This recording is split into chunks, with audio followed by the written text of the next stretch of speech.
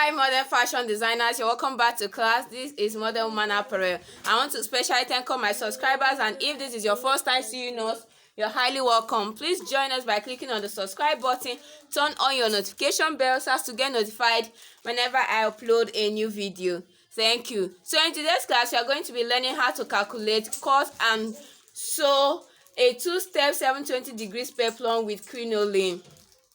Now for us to begin, we are going to do a little calculation like I said earlier. Now, what is a 720 degrees peplum? A 720 degrees peplum is simply two full flare. So a full flare is 360 degrees. When you cut two full flare, what you have is 720 degrees. Now to cut this, the measurement we are going to be needing, we need our waist circumference plus allowance. So the waist circumference I'm working with is 34 plus 2 inches for my zipper allowance because I'm attaching this to a blouse. So I'm using 1 inch on both sides, which is 2 inches plus ½ inch. So like I said earlier that 720 degrees peplum is two full flare. That means we are going to be joining the two of them on the center front. So we need ½ inch for the joining. Now after this, what we also need is our peplum length. So you need the length of your peplum, and the length of my peplum is 8 inches. And because I'll be turning this with a lining, I'll adding ½ inch to it. So I'll have 8.5, and the total of this my waist circumference here is 36.5. Hope you can see this, 36.5.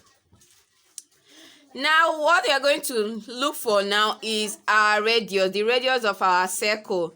So to get the radius of our circle, we are going to be making use of the flare formula. So formula for flare is simply 6.28. Now how do we calculate this? First of all, we need this round waist. So this waist circumference I'm having here, when I add this up, I'm having 36.5. Now, if you are to be cutting a 360 degrees peplum, that is just one full flare, all we need to do is to divide 36.5 by this formula 6.28. But because we need two full flare under the same waist circumference, what we are going to do first of all is to divide these waist circumference we have here by 2. So when I divide 36 by 2, what I'll have is 18.25. And now that we have divided this waist circumference by 2 to get this 18.25, it means that one of the circle will be having a circumference of 18.25, and the other will also be having a circumference of 18.25, which will make it two full flare for this waist circumference. I hope you understand. So now that we have gotten this 18.25, what we are going to do is to divide this 18.25 by this formula here, 6.28, and that will give us 2.9 inches. So this 2.9 inches is now our radius. So the radius of the circle we're working with. So now how do we know the amount of fabric to put on fold? That is where our peplum length comes in. So like I said earlier, I'm working with a peplum length of 8 inches plus ½ inch for my joining on the down part. So what I'll do now is to add this peplum length to this radius. So this is 8.5 plus, and that will give me 11.4. Now this is the amount of fabric will be putting on fold. So what I will do is, to be on the safer side, I will just round it up to the nearest whole number, which is 12. So while putting my fabric on fold, what I'm going to put is 12 inches on 4 folds. So in simple terms, what we have just done here is to get your waist circumference, add all your allowances to it, divide it by 2, get the answer, and when you get the answer, divide your answer by this formula 6.28, and the radius you have is what you are going to use to cut two full flare. I hope you understand. So next thing we are going to do now is to cut our fabric. I'll show you where to place your radius and where to place the length of your peplum. So guys, I'm going to show you how to cut a pattern for this, and as we proceed, I'll also show you how to cut it directly on your fabric. Now remember, our radius is 2.9. So what I'm going to do is to come here from the tip of this, make sure that what I have here is up to the length, which is 11.4, or I can round it up to 12 inches to be on the safer side. So let's see what I have here. So what I have here is exactly 12 inches, and I'll also make sure that what I have on this part is up to 12 inches. So you can see. Now what I'll do is to start measuring from the tip of this. So this is my 2.9. So I'll measure 2.9 all through, and I'll connect. So this is our radius. Now the length of the peplum I'm working with, remember, is 8 point plus half for allowance, for joining allowance. From here I'm going to measure my 8.5. So this is 8.5. The same way I measure this other one, I'm going to go round. After measuring, I'll connect the dots. So you can see this is our radius here, and this from here to here is the length of the peplum. So remember, I added ½ inch to the peplum length for the turning. So I'm going to turn this with a lining, so I added ½ inch. Now remember, this is also going to be added to the upper body. So I'm going to be adding this peplum to the upper body, which means I still need ½ inch on this upper part here to attach this peplum to the upper side. So I'm going to add ½ inch here.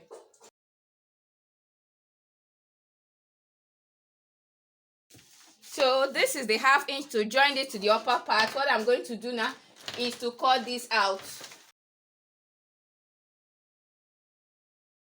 You can see what we have. So what I will do now is to use this pattern to cut the first flay, and for the second flay I'm going to show you how to cut it directly on your fabric.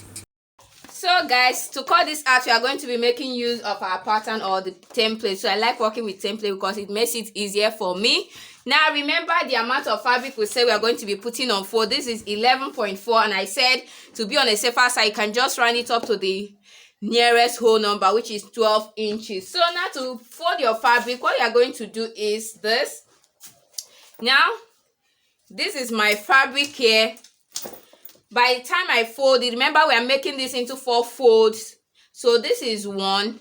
By the time I place it this way, it is into 2 folds, and I will measure. Now what I have from here to here is 12 inches. Now I'll fold it again this way. And what I have from here to here will also be 12 inches. As you can see, now we have 4 folds here. Can see 1, 2, 3, 4. Now what I will do is to cut this out. I'm going to place my template on it this way, match it up. So after pinning it down, what I'm going to do now is just to cut this out. Remove your pins. You can see what we have. So this is 1 circle. We need another 1 circle to complete it. So this is 360 degrees. We need another 360 degrees to complete it, 720 degrees. So I also put another unfold into 4 folds. Remember, 1, 2, and 3, and 4. Now you place your template on it this way and cut. But I want to quickly show you how to cut this out without a template. So remember, our radius is 2.9, remember. So what I'm going to do is on this folded edge here, from this tip here, I'll come down by 2.9. I'll take my 2.9 all around. So this is the 2.9. Hope you can see what I'm doing. And from this 2.9, the length of my peplum is 8.5. So from this 2.9 here, I'm going to take the length of my peplum, which is 8.5.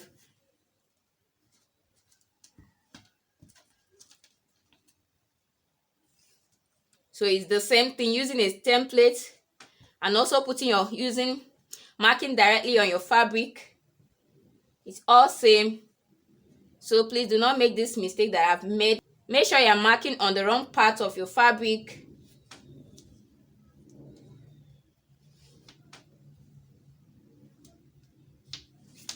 So after that, you connect all the lines together. So you can see it is the same. So what I'm going to do now is, remember this ½ inch for joining. I'm going to add my ½ inch here. Now what I'll do now is to cut this out. So this is it. The same way I cut this is still the same way I'm going to cut out my lining fabric. After that, I'll open this up. Remember, we are going to be attaching this together, so we open it up. Remember the ½ inch we added here for joining. So by the time we open this up on one part here,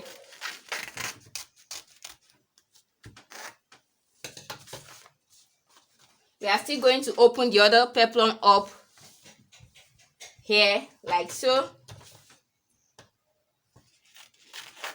just on one side. You can see what we have, 2 full flay, making it 720-degree flay. So we are going to attach this part here together, and this part will be at the back side where we have our zipper.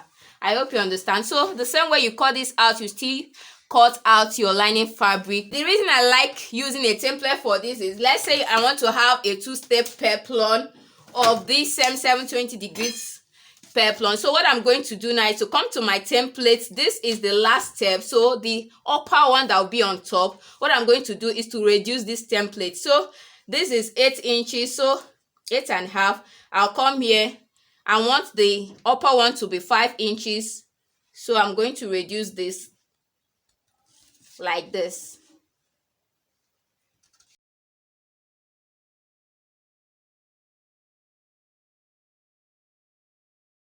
So by the time I cut this out, this is the first step and this is the second step. So by the time I cut it out, I'm using this to cut out another 2 peplum. So this is the first step and this is the last step. I hope you understand. So I'll cut it out and show you. So for the second step, as you can see, I reduce what is here to the length I want. Now you can see that the radius remains the same. The only difference is that I have shortened the length. So what I will do now is to use this to cut 2 of these out. So I'm also cutting 2 circles for this. And after that, I'll still use the same one here to cut out the lining fabric for this. Now what you should notice that if you're adding an interfacing to this, because I'll be adding a paper stay on the main fabric, so the same way you cut out the lining fabric and the main fabric is the same way you're going to cut out the interfacing that you'll be using for this. So I'll cut this out, join this and add my interfacing to this. Then I'll come back and show you how to attach your crinoline to this. So I've gone ahead to infuse my interfacing on the lining and on the main fabric. So I used a paper stay for the main fabric and I used a gum stay for the lining. Please pay attention to this. You can see that I infused gum stay on the lining. Please do not use a gum stay on the lining. You can make use of paper stay or air stay.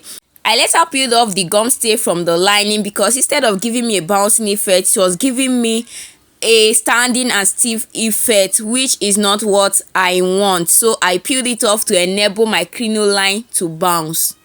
So what we are going to do now is to attach it. You can see I've joined the 2 peplums together and I also open pressed the same line, as you can see. So what we are going to do now is to start attaching our crinoline. So this is crinoline I have here with me. It comes in different colors, weight and length. So this one I have here is one of 3 inches and also the one of 2.5 inches. It also has the one of 1 inch, which is lighter than these ones I have here. I wouldn't advise you to use the one of 1 inch for this kind of project because of the weight. So the ones of 2 inches, 2.5 inches, sorry, and 3 inches are just okay for this kind of project. Now what I'm going to do is to place my lining and the main fabric right side facing each other like this, and I'll bring my crinoline. As you can see, I used a paper tape to conceal the raw edges. So what I'm going to do now is to start ½ inch. I'll go in ½ inch from the edge here, As you can see, this crinoline is stretchy, but you don't have to stretch it as you're sewing. Please, you do not have to stretch this. Just let it flow as it is and stitch. When you get to the other part, you stop ½ inch before the edge. So I'm going to stitch all around and show you what you do next. So guys, after stitching, you can see what I have. Now, one thing I want you to notice that this crinoline is on top of the main fabric. Please, I didn't place it on the lining. I used to place this on the lining side before, but I discovered that placing it on the main fabric is much more better. So this is what I mean by that. Now I'm going to be top stitching this, and I found out that when I place it on the main fabric, by the time I push it this way, it's much more easier to top stitch than when I place it on the lining side. I do what works for me. So this is what works for me. You can try it and see if it's also good for you. Another thing I also discovered is that when I place it on the main fabric, I found out that this smooth side is facing the main fabric, and this rough side, see the part we have the seam allowance, is facing the lining fabric. I hope you can see this. So to top stitch this, what I'm going to do now is to flip this part here to the lining side. It's much more easier this way. So by the time I flip it to the lining side, I'll just top stitch. So this is not something you should rush.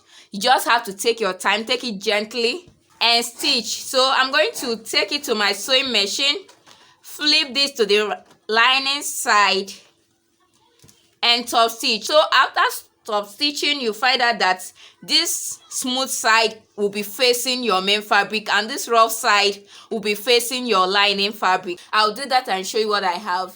So guys, you can see what we have here. So like I told you earlier, you can see I peeled off the gum stay I infused on the lining. So you can make use of air stay or paper stay. So please don't use gum stay because it will not give you a bouncing effect. It will give you a standing effect. So guys, you can see our 720 degrees peplum, our two-step 720 degrees peplum, looking so beautiful. So what I will do now is to attach this to my blouse and show you what we have. So guys, you can see what I have after attaching my peplum to my blouse. This is a bustier with yoke, and guess what, we have the tutorial right on this channel. So if you want to see how I drafted this bustier with yoke and how I made this complete blouse from drafting to stitching, I'll drop the link on the comment section for you to see. So guys, you can see the beautiful peplum that we have here. Thank you so much for watching. Please don't forget to subscribe, like, comment and share this video. You can also follow me on Instagram at modernwoman_apparel and on Facebook at Vivian Chukuneke. Thank you, and Modern Woman. See you in my next class. Bye.